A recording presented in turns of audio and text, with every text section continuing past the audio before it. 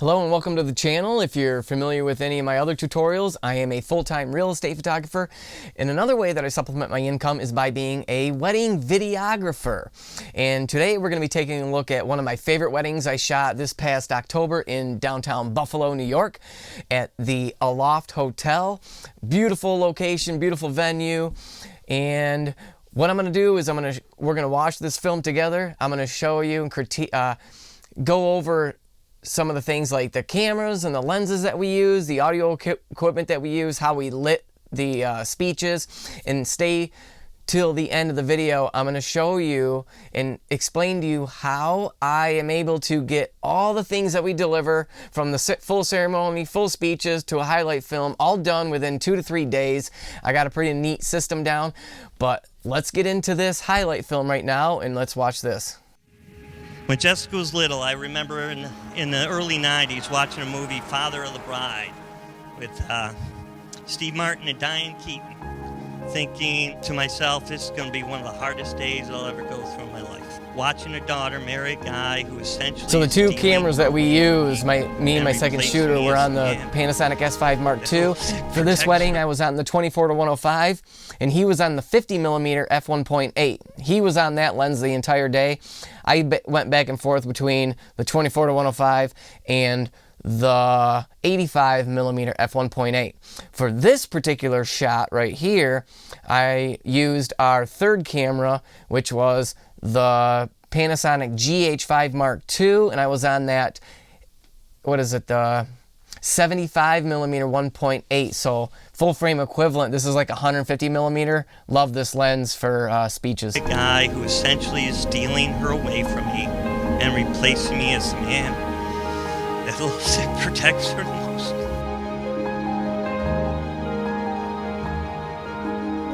All the bride shots were on that 50mm f1.8. All the groom stuff was on the 24-105. Nick is, of course, one of the smartest people, if not the smartest person I've ever met, and also extremely competitive. And that's one of the things that I love about him. When you're smart and you're competitive, and you have all these talents, it's easy to become arrogant. And Nick is the opposite of that. He's extremely kind and empathetic, and I think that's what makes him Nick. It's what makes him unique.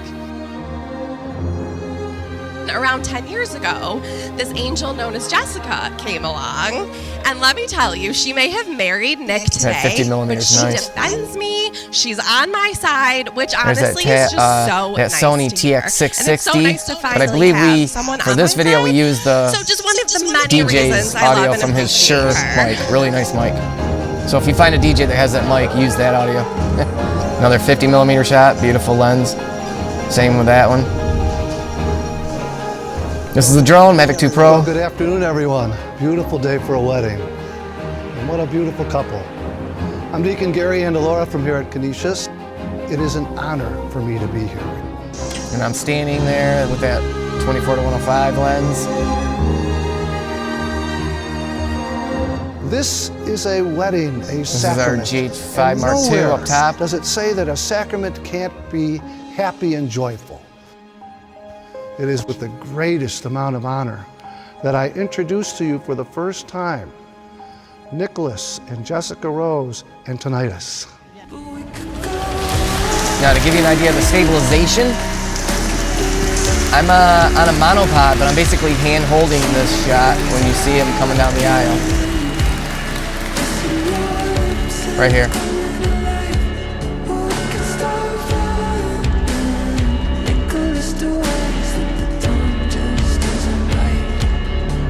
A lot of these were with that 50mm. That's an awesome must-have lens in my opinion. On a gimbal too.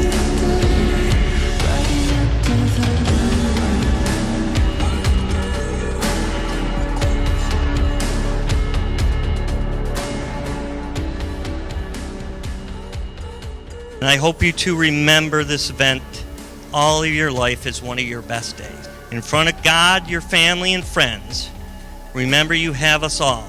These are all Everybody in this 50mm room shots. to help and support you on this journey. Except for that. The love and sharing This is shot, part of that life. 75mm, It makes that it all Olympus worth it. 75 1.8. Lost, looking for This is inside that Aloft Hotel, downtown Buffalo. Pretty awesome venue. While I have kept you in my heart. Another 50 mil on a gimbal. Notice our lighting that we're using. Oh, and you give me all your loving,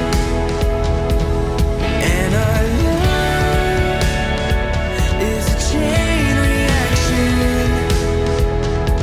It comes in spurts, so let's keep this moving. There was a lot of people on the dance floor, but you still want to be tight. You want to get in there.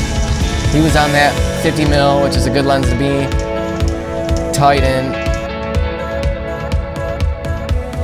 Leave all the fears that you have behind. I honestly forgot what lens I decided to use. Break every curse, put it on the line. Can't stop fighting for you, 'cause all I know It might have been on my 85, I think. That was that 1.8. is I'll go Because I needed the light. anywhere that you wanna go. 'Cause life is worth living. Oh, and you give me all your loving. Ending clip there again with that 50 millimeter. It's a chain reaction. And that's it. It just fades out. It comes in spurts. So let's keep this moving. Okay, so after we're done shooting, and I'm going to get into another tutorial on breaking down a full wedding day and what you should be shooting, what you should be looking for, and how you should be shooting in order to be able to put together all this. So when I get home, the first thing I do obviously is back up all the files, and I actually get the ceremony, everything loaded into Final Cut Pro. That's my favorite editing software. I've just been familiar with it. I use it, but this will apply to no matter what editing software you use. I get all 3 camera angles loaded into Final Cut into a multicam edit. So that, you know, I usually take the next day off from a wedding, and then I start on it that Sunday night. So if the wedding was Saturday, I actually start and edit the full ceremony on Sunday night, typically. And I'll just run it through a multicam edit and just go through and watch it in real time and just make my cuts for it, and then export the full ceremony. And I'll do the exact same thing with the speeches. We have 2 camera angles for the speeches, and then the audio, obviously, and just run that multicam. And I usually run maybe with a 3rd camera on my side so I can get crowd reactions also, but the one camera is on the bride and groom, and the other camera is on the speech giver, and then your 3rd camera can be crowd reactions. If say somebody says something funny, you want a 3rd camera angle to cut to for that.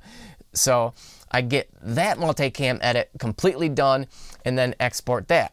And then I go back through and I start listening to the speeches and what parts of the speech can I use to tell the story.